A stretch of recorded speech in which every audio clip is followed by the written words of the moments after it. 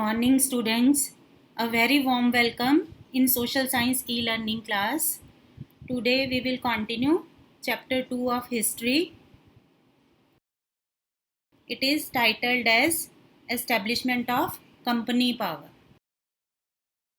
In previous module, we discussed about Carnatic Wars and the famous Battle of Plassey. In this module, we will discuss about the Battle of Buxar, Anglo-Mysore Wars and Anglo-Maratha Wars. First of all, we will discuss about the Battle of Buxar.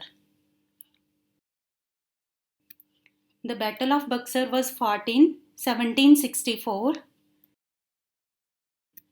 Mir Qasim, the son-in-law of Mir Jafar, was made the new Nawab by the East India Company.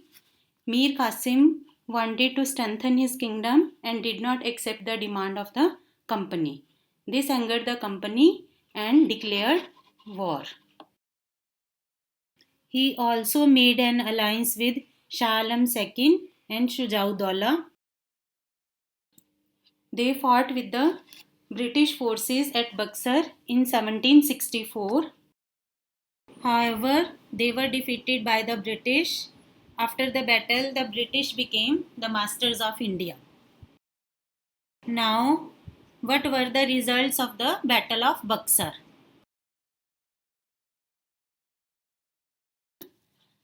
The Robert Clive introduced dual government in Bengal in 1765.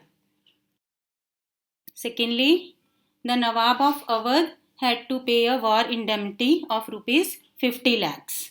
Indemnity means fine.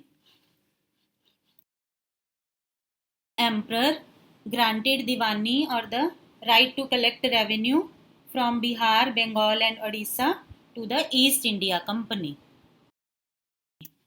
Next is the Treaty of Allahabad was signed between the British Shah Alam II and Shujauddin Daulah in 1765. After these battles, the British adopted different policies to expand their control. One such was subsidiary alliance.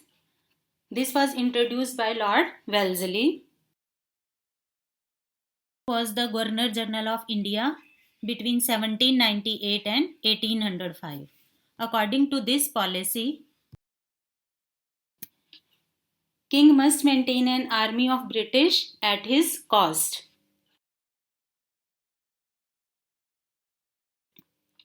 To allow a British resident in the court. To keep only the British in his kingdom and remove all other Europeans. To abide by and consult with the British on any issue of kingdom. Under this alliance, the ruler lost his independence. This is all about subsidiary alliance. Our next topic is Anglo-Mysore Wars. In Mysore, Hyder Ali was the ruler. Gradually, Mysore became a powerful state. Mysore's growing power alarmed the British and led to the wars between the British and Hyder Ali, and later with his son Tipu Sultan. Nizam of Hyderabad formed a coalition with the British to attack Mysore. However, the Nizam was defeated and signed a treaty to help each other whenever the enemy attacks.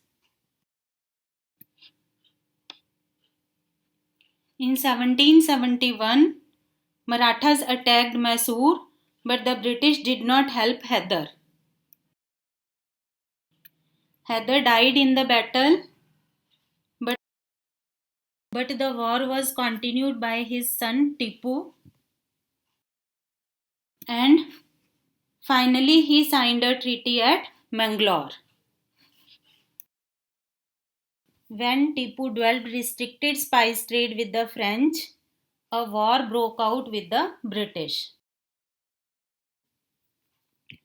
Lord Cornwallis defeated Tipu Tipu lost his dominance and had to give a large part of his territories to the British, and also pay a huge fine, and two of his sons was taken as hostages. Tipu rejected the proposal of subsidiary alliance.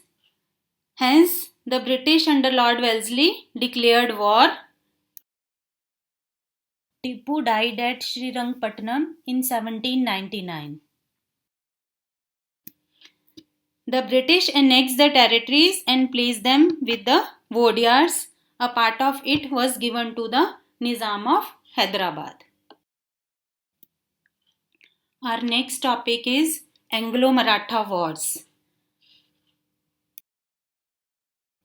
After the Third Battle of Panipat in 1761, Marathas were shattered.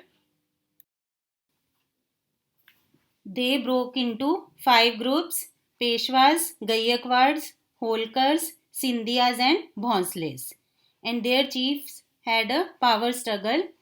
The British took the advantage of the situation, which led to the Anglo-Maratha Wars, which were fought between 1775 and 1818.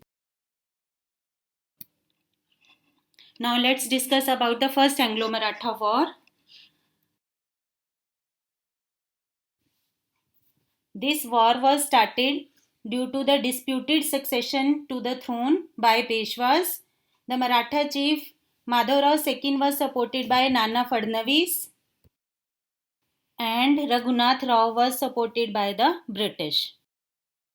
The Maratha chiefs defeated the British forces. Finally, a peace treaty called the Treaty of Salbai was signed in 1782. And Madhavrao II was made the Peshwa. Next is Second Anglo-Maratha War.